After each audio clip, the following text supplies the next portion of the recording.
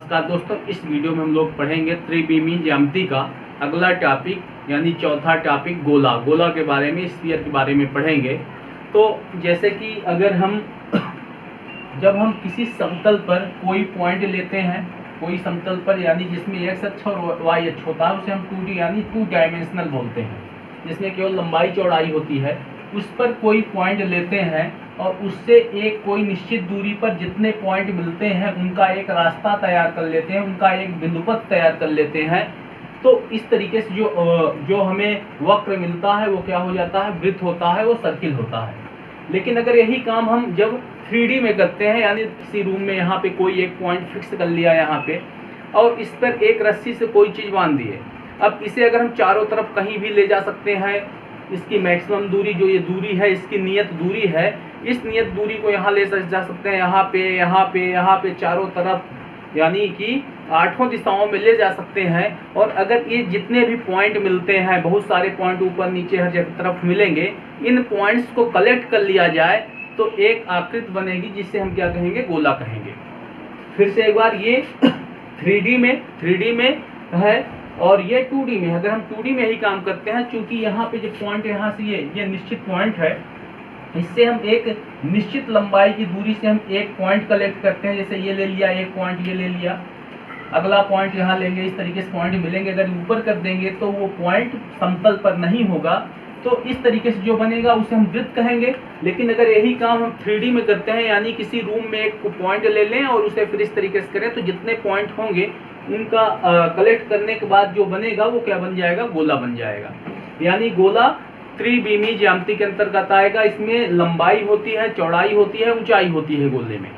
और इसमें क्या होती है, केवल लंबाई और चौड़ाई इसमें देख सकते हैं। इसमें लंबाई चौड़ाई ऊंचाई देखते हैं।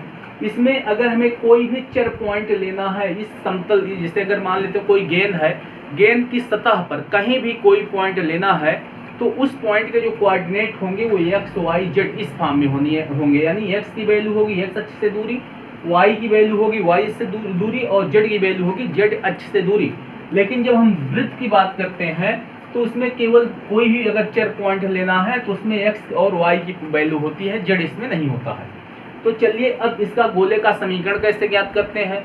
ये अगर आप लोगों ने सर्किल पढ़ा है, वृत्त पढ़ा है, तो उससे संबंधित ही है। केवल इसमें क्या है, इसमें ये त्रिविमीय है, ये 2 डायमेंशनल था, तो बहुत ज़्यादा एक दूसरे से रिलेशन है। तो चलिए अब हम बात करते हैं गोले के बारे में। तो इसका समीकरण कैसे ज्ञात करेंगे, गोले का समीकरण, इक्वेशन ऑफ स्फीयर, गोले का समीकरण। तो चलिए देखते हैं गोले का समीकरण कैसे ज्ञात करेंगे। मान लेते हैं गोला है, इसका जो केंद्र है उसके कुछ न कुछ कोऑर्डिनेट होते हैं। तो हम उन कोऑर्डिनेट को मान लेते हैं कि अल्फा बीटा गामा, यानी केंद्र जो है वो अल्फा बीटा गामा है। इस स्फीयर पर कहीं भी इसकी सतह पर एक पॉइंट लेते हैं जिसे हम चर पॉइंट कहते हैं, वो सारे पॉइंट्स को संतुष्ट करता है, इसलिए उसे चर पॉइंट बोला जाता है। उसे हम मान लेते हैं जो चर पॉइंट है एक्स वाई जेड। तो अगर हम केंद्र से उस पॉइंट की दूरी निकालेंगे तो जो नियत दूरी रहा करती थी वही क्या होती थी, उसकी त्रिज्या होती थी। यानी अगर हम यहाँ से यहाँ तक की दूरी निकाल लें तो यही क्या बोली जाएगी, त्रिज्या, गोले की त्रिज्या बोली जाएगी। तो इसका मतलब Cp बराबर क्या हो जाएगा, त्रिज्या। Cp क्या होगी, त्रिज्या होगी गोले की। और Cp का मतलब यहाँ पे एक तरीके से हम इस वैल्यू को Cp को r के बराबर भी लिख सकते हैं, Cp बराबर r, क्योंकि r का मतलब यहाँ त्रिज्या से है, तो हम इसे r भी लिख सकते हैं। साथ में Cp का मतलब दो बिंदु, एक बिंदु ये है, एक बिंदु ये है, दो बिंदुओं के बीच की दूरी से भी हम इसे ज्ञात कर सकते हैं। हम इस P को क्या माने हैं, एक्स वाई जेड, और चर पॉइंट है एक्स वाई जेड, और इसे केंद्र को क्या माने हैं, अल्फा बीटा गामा। तो दो बिंदुओं के बीच की दूरी कैसे निकालते हैं, x1 माइनस x2 का whole square, y2 minus y1 का whole square, plus z1 minus z2 का होल स्क्वायर रूट में। तो इस तरीके से दो बिंदुओं के बीच की दूरी निकालते हैं। तो Cp बराबर x माइनस अल्फा का whole square, y minus beta का whole square, z minus gamma का होल स्क्वायर का रूट, यानी इन दोनों के बीच की दूरी हम इस फार्मूले से निकालेंगे। और बराबर त्रिज्या, त्रिज्या का मतलब यहाँ r से हम दिखाएंगे तो r। अब अगर वर्ग करते हैं तो ये रूट इधर का हट जाएगा, इधर स्क्वायर लग जाएगा, तो ये हो जाएगा उस गोले का समीकरण जिसका केंद्र जो है वो अल्फा बीटा गामा है केंद्र, यानी ऐसे गोले का समीकरण जिसका केंद्र अल्फा बीटा गामा है और जिसकी त्रिज्या r है। तो अगर हमें किसी वृत्त का किसी गोले का केंद्र दे दिया जाए और त्रिज्या दे दी जाए तो हम इसी फार्मूले में सीधा सीधा रखेंगे और हमें गोले का समीकरण आसानी से मिल जाएगा। केंद्र यदि केंद्र मूल बिंदु है, मूल बिंदु हो, और अगर मूल बिंदु होगा इसका मतलब अल्फा बीटा गामा जो है आपकी बात 0 0 0 हो जाएगा। और तब इस केस में अगर केंद्र को हम मूल बिंदु मान लें तो इस केस में जो गोले का समीकरण हो जाएगा यहाँ 0 ये 0 ये 0, यानी ये हो जाएगा x माइनस 0 का स्क्वायर प्लस y माइनस 0 का स्क्वायर प्लस z माइनस 0 का स्क्वायर बराबर r स्क्वायर, यानी x का स्क्वायर प्लस y का स्क्वायर प्लस z का स्क्वायर बराबर r स्क्वायर। और ये क्या होगा, उस गोले का समीकरण होगा जिसका केंद्र 0 0 यानी मूल बिंदु होगा। इसका केंद्र क्या हो जाएगा, केंद्र इसका होगा 0 0 0 मूल बिंदु, और त्रिज्या क्या होगी, इसकी त्रिज्या भी r होगी। तो ये ऐसे गोले का समीकरण है जिसकी त्रिज्या तो r है लेकिन इसका केंद्र क्या होगा 0 0। तो अगर कोई समीकरण X square plus Y square plus Z square बराबर कोई भी वैल्यू दे दी जाती है इसके बराबर है, तो इसका मतलब ये ऐसे गोले का समीकरण है जिसका केंद्र 0 0 है यानी मूल बिंदु है और त्रिज्या r है। तो चलिए दो समीकरण हम लोगों ने पढ़ा। पहला क्या था कि उस गोले का समीकरण जिसका केंद्र अल्फा बीटा गामा है और त्रिज्या r है, तो उसका समीकरण ये होता है। और ये क्या है, ऐसे गोले का समीकरण है जिसका केंद्र 0 0 0 यानी मूल बिंदु है। अगर केंद्र मूल बिंदु में होगा तो उस केस में जो हमारे गोले का समीकरण हो जाएगा वो X square plus Y square plus Z square बराबर r स्क्वायर होगा। चलिए अब देखते हैं गोले का समीकरण जब हमें व्यास के सिरे दिए गए हों। पहली वाली कंडीशन क्या थी, जब हमें वृत्त के केंद्र दिए गए हों और त्रिज्या दी गई हो तब हम वृत्त का समीकरण निकालते थे x माइनस अल्फा का whole square plus y minus beta का whole square plus z minus gamma का होल स्क्वायर बराबर r का स्क्वायर। जब हम केंद्र 0 0 दिए होंगे, यानी केंद्र जब वृत्त का गोले का केंद्र जब 0 0 होगा उस केस में उसका समीकरण हो जाएगा x square plus Y square plus Z square बराबर r स्क्वायर। लेकिन जब व्यास के सिरे दिए हो, यानी कि कोई गोला दे दिया गया उसकी व्यास के अब की बात केवल हमें सिरे दिए गए हैं, एक सिरा व्यास का ये है, दूसरा सिरा ये है, एक के कोऑर्डिनेट x1 y1 z1 है, दूसरे के x2 y2 z2 है। तो इस केस में जो वृत्त का गोले का समीकरण होगा, जो गोले का समीकरण होगा x minus x1 plus into x minus x2 plus y minus y1 into y minus y2 plus z minus z1 into z minus z2 बराबर 0 ये हो जाएगा गोले का समीकरण। जब हमें व्यास के सिरे दिए होंगे तो हम इस फार्मूले से निकालेंगे। एक तरीका वैसे भी निकाल सकते हैं कि पहले हम इनके क्या करें, इनके मध्य बिंदु इनका निकाल लें, इसका मध्य बिंदु निकालें तो वो केंद्र होगा और इनके बीच की दूरी करके आधा कर देंगे तो वो त्रिज्या होगी। लेकिन ये लंबा प्रोसेस होगा तो हम इसे न करके सीधा हम इस फार्मूले से, अगर व्यास के सिरे दिए गए हैं तो सीधा इस फार्मूले से हम उस गोले का समीकरण निकाल लेंगे। तो पहला क्या था, जब हमें केंद्र दिया गया हो, त्रिज्या दी गई होगी, तब वृत्त का समीकरण पहले वाले तरीके से, जब केंद्र 0 0 दिया होगा यानी मूल बिंदु दिया होगा केंद्र, तब दूसरी वाली कंडीशन। और ये तीसरी कंडीशन है जब गोले की व्यास के सिरे, जब गोले की व्यास के सिरे दिए गए होंगे तब उस केस में हम इस तरीके से निकालेंगे। और एक समीकरण जो व्यापक समीकरण था उससे हमें क्या करना होता है, ज्यादातर केस में हम उससे क्या करते हैं, उसका केंद्र और त्रिज्या ज्ञात करते हैं। उस व्यापक समीकरण से हम किसी भी समीकरण को कंपेयर करते हैं और फिर उससे हम उसका केंद्र और त्रिज्या ज्ञात कर लेते हैं। तो चलिए इस पर कुछ एग्जाम्पल देखते हैं जिससे और हमें हेल्प मिलेगी इसे समझने के लिए। तो चलिए देखते हैं गोले का समीकरण ज्ञात कीजिए जिसका केंद्र 2 3 -4 तथा त्रिज्या 7 है। हमें केंद्र दिया गया है, त्रिज्या दी गई है। केंद्र दिया है सवाल में अल्फा बीटा गामा बराबर दिया गया है और त्रिज्या r बराबर दी गई है। तब गोले का समीकरण ज्ञात करना है। तो गोले का समीकरण इस केस में होता क्या है, जब हमें केंद्र दिया हो और त्रिज्या दी गई हो, उस केस में होता अल्फा x माइनस अल्फा का whole square plus y minus beta का whole square plus z minus gamma का होल स्क्वायर बराबर r का स्क्वायर। इसमें अल्फा बीटा गामा जो है वो केंद्र के कोऑर्डिनेट है, बिंदु के कोऑर्डिनेट है। तो यहाँ पे देखो अल्फा बराबर 2, बीटा बराबर 3, गामा बराबर -4, वैल्यू यहाँ पे पुट कर दिए तीनों की। जब इसे करेंगे तो x माइनस 2 का होल स्क्वायर, y माइनस 3 का होल स्क्वायर, ये माइनस माइनस प्लस, तो z प्लस 4 का होल स्क्वायर बराबर 7 का स्क्वायर, यानी r की वैल्यू कितनी है, r बराबर 7 है। 49। अब इसमें a माइनस बी का होल स्क्वायर, यहाँ पे a प्लस बी का होल स्क्वायर। इसमें देखो a प्लस बी का होल स्क्वायर यानी a का स्क्वायर प्लस b का स्क्वायर प्लस 2ab, और माइनस अगर होता है तो a square plus b square minus 2ab। तो अब इसमें लगाएंगे a का स्क्वायर प्लस b का स्क्वायर माइनस 2ab। यहाँ पे इसी तरीके से यहाँ पे a का स्क्वायर प्लस b का स्क्वायर माइनस 2ab, यहाँ पे a का स्क्वायर प्लस b का स्क्वायर प्लस 2ab बराबर 49। यहाँ हम इसे लिखेंगे x का स्क्वायर, या ये हो गया, इसे 49 को बराबर किधर लाएंगे तो माइनस 49 हो गया। अब x square plus Y square plus Z square minus 4x minus 6y और प्लस 8z, और यहाँ पे 4 9 13 13 16 29 49 में 29 घट जाएगा तो माइनस 20 बराबर 0। और ये गोले का समीकरण हो जाएगा।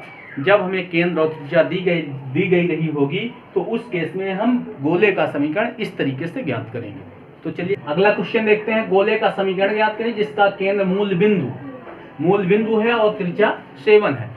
तो हमें मूल बिंदु की बार केंद्र मूल बिंदु 0 0 0 दिया गया है, केंद्र यानी त्रिज्या केंद्र दिया गया है 0 0 0 और त्रिज्या r बराबर दिया गया है 7। तो अब हमें करना क्या है, गोले का समीकरण होता है x माइनस अल्फा का whole square plus y minus beta का whole square plus z minus gamma का होल स्क्वायर बराबर r का स्क्वायर। यहाँ अल्फा बीटा गामा तीनों की वैल्यू 0 0 0 है, यहाँ 0 0 0 रखेंगे तो x का स्क्वायर प्लस y का स्क्वायर प्लस z का स्क्वायर बराबर 7, यानी त्रिज्या इसके साथ है 7 का स्क्वायर यानी 49। और ये क्या हो जाएगा, उस गोले का समीकरण होगा जिसका केंद्र मूल बिंदु होगा और त्रिज्या 7 होगी।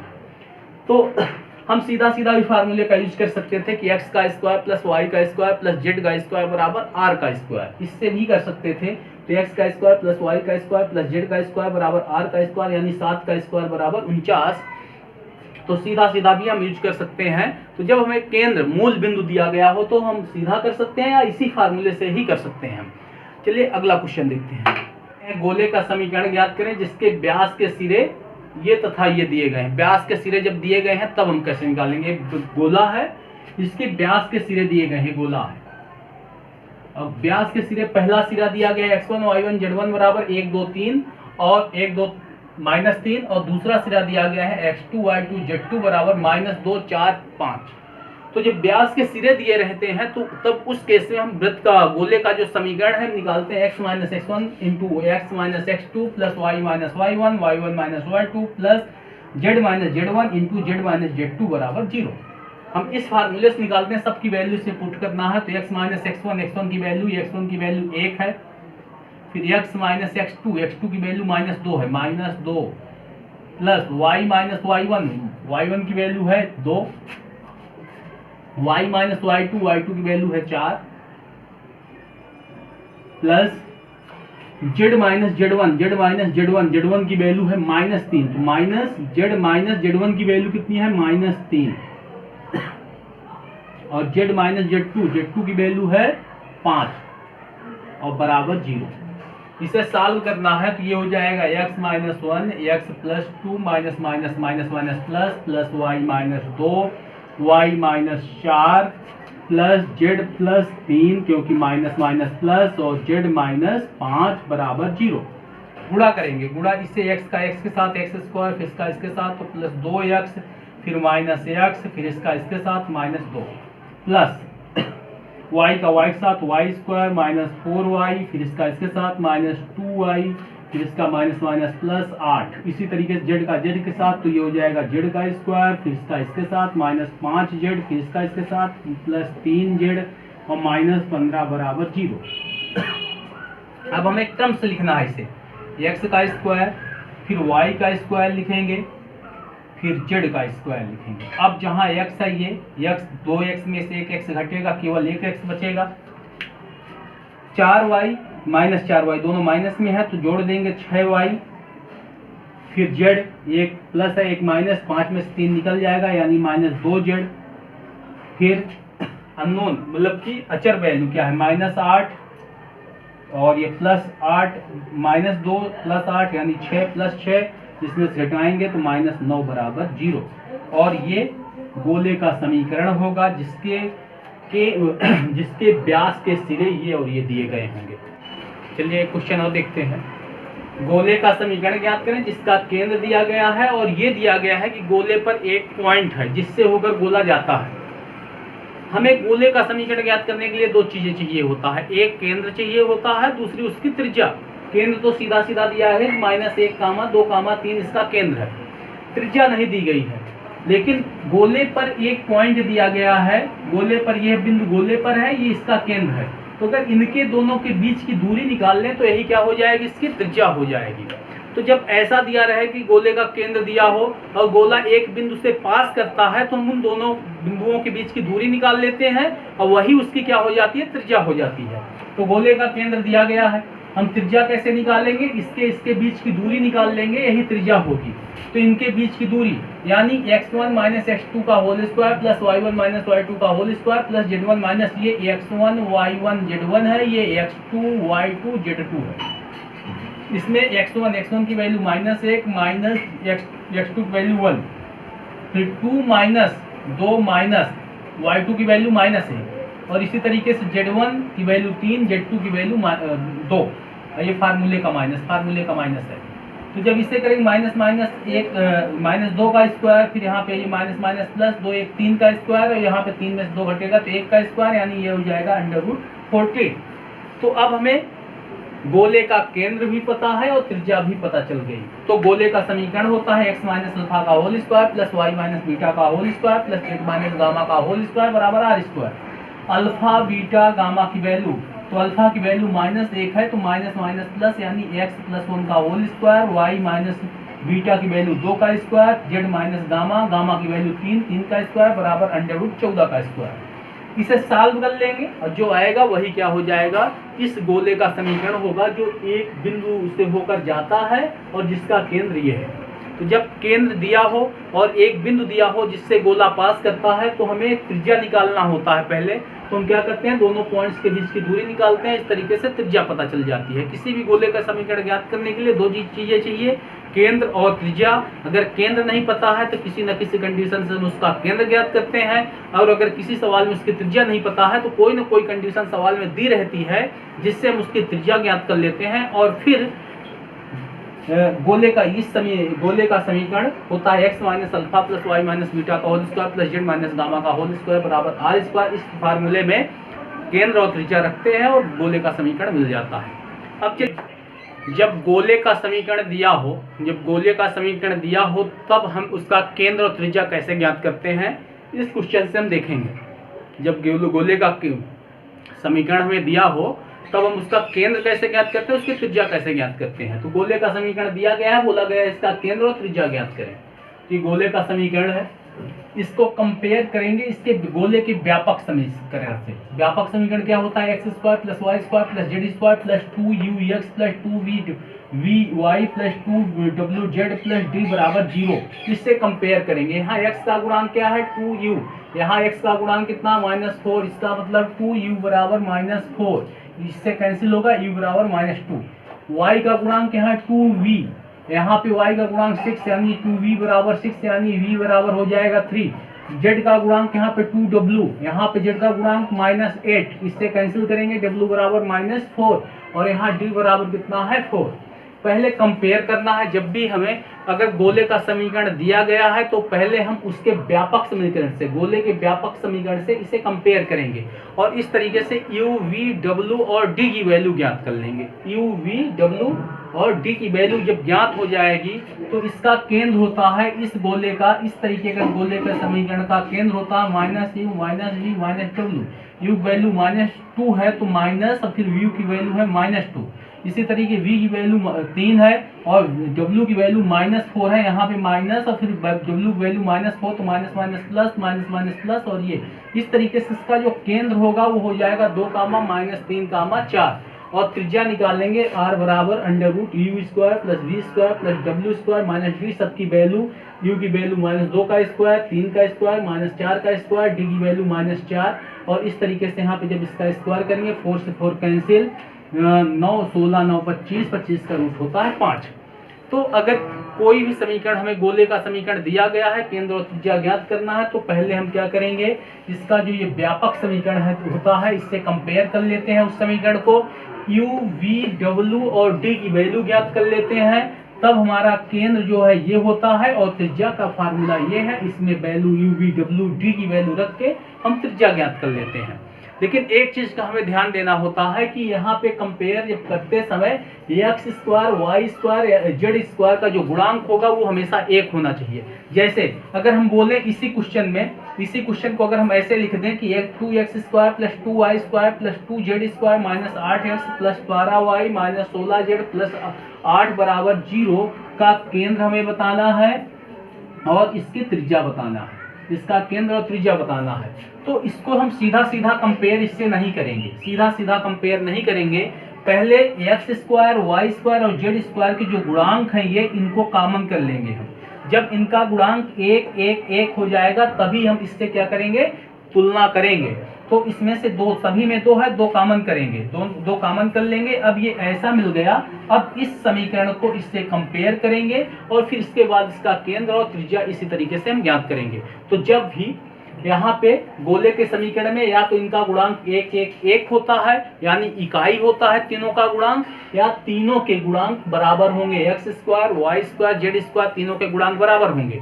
यदि गुणांक एक नहीं है तो हम क्या करेंगे, पहले जो भी इनका गुणांक है उससे कॉमन करते हैं, फिर इस जो गोले का व्यापक समीकरण होता है उससे कंपेयर किया जाता है और इस तरीके से यू वी डब्ल्यू डी की वैल्यू निकलती है। जब ये वैल्यू हमें मिल जाती है तो केंद्र होता है minus U minus V minus W और त्रिज्या ये होती है, इसमें वैल्यू रखते हैं और हमें किसी भी गोले का केंद्र और त्रिज्या ज्ञात हो जाती है। तो चलिए आज की वीडियो में यहीं तक।